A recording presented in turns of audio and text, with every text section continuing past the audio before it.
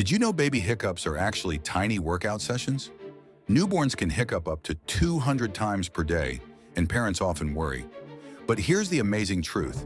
Each hiccup is strengthening your baby's diaphragm. Those rhythmic little contractions are building the muscles needed for proper breathing. It's not just a cute quirk, it's critical development happening right before your eyes. Premature babies who hiccup more frequently show stronger respiratory function at discharge.